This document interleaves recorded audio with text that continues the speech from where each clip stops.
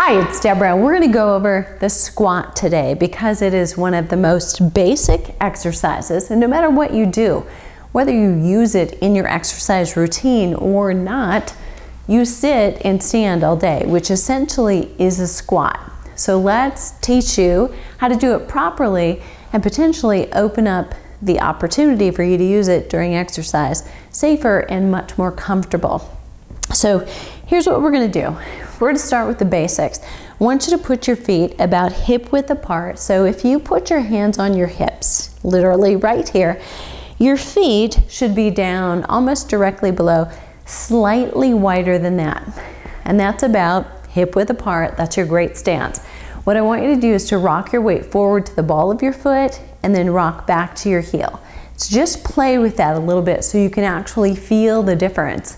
And when you come to a stopping point, I want you to stop with your weight on your heels. Your toes are there for balance. It's not like you're trying to lift them up completely, but they're there so that your toes could wiggle in your shoe really easily.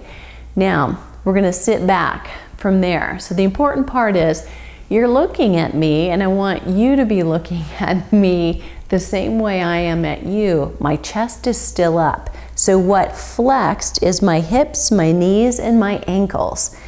But my back stays tall.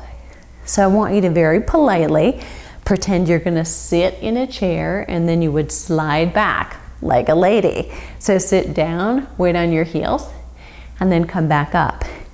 All the while you're doing that, consciously, if you can stand in front of a mirror and do this, what I want you to notice is that your knees are going straight forward right over your toes, but not too far. So when you're down here, if I drop a line down from my knees, just with my hands and eyeball that, I'm still gonna hit my toe or my foot somewhere. I'm not gonna let my knees go forward. Now, just to let you see what this looks like from the side where you get more information, still hip width apart, I'm gonna sit back and my knees go forward, but not a great deal. What really takes the flexion is the hip joint, and then come up.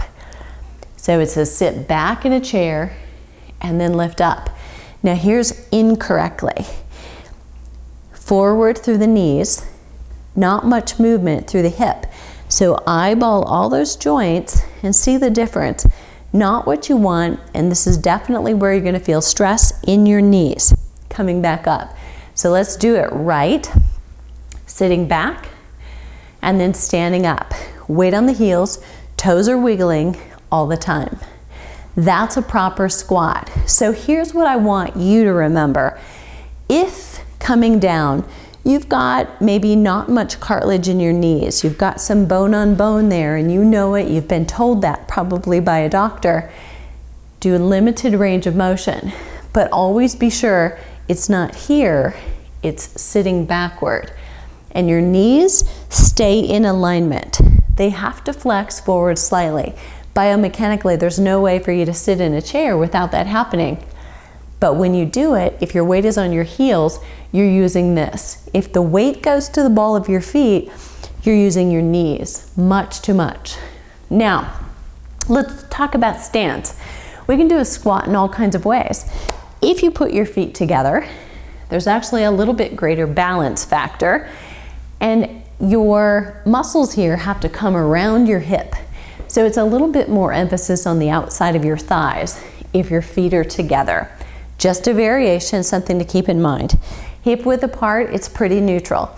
Kind of an emphasis on the inside and the outside, but as you're watching yourself in a mirror, you want to make sure your knees are not dancing around to get up or to get down. For women, here's the tendency. We have a wider hip pelvic box, and our knees often are more narrow. We tend to do this. Being aware of that will help you think about pushing your knees out to the side. Now, they don't actually go out to the side, but if you're thinking about taking up space, you'll have a lot better stance, and your knees will remain where they need to be, over your heels. Let's take it a little bit wider than that. And when we go wider, we want to turn the toes out slightly more. If you took ballet as a child, this will connect with you. This is a little bit more of a plie squat. If you didn't take ballet, just let that one go. But you're wider and your toes are turned out as long as you can maintain your knees right over your toes. But we still have that stance where we're sitting back. We're not letting the knees go forward. So here, this wide stance, sit back and come up. So it's all about backward and the glutes, not the knees. I want to show you one more thing, and this is what we call a wink, a butt wink, okay?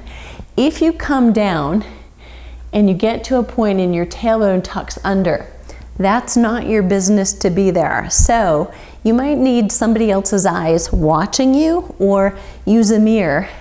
You want to stay in this position where you can keep your buns out in a small curve or arch in the small of your back.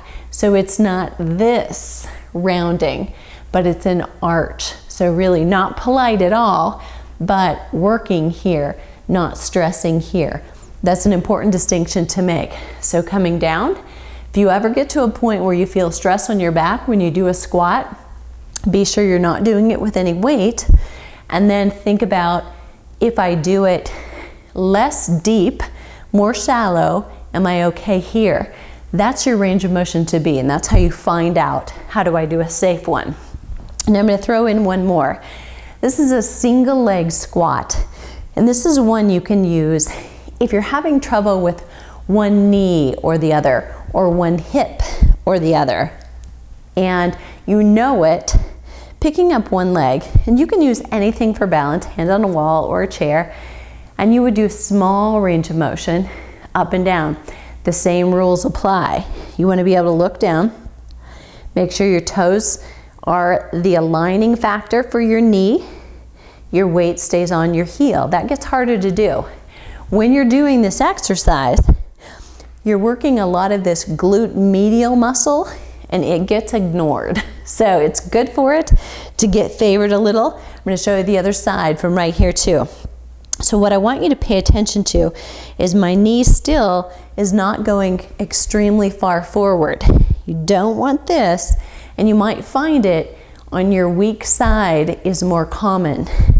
So you're looking for this, and if you're doing this correctly, 15 to 20 of those should really help you identify where these muscles are and realize I haven't used those for a while.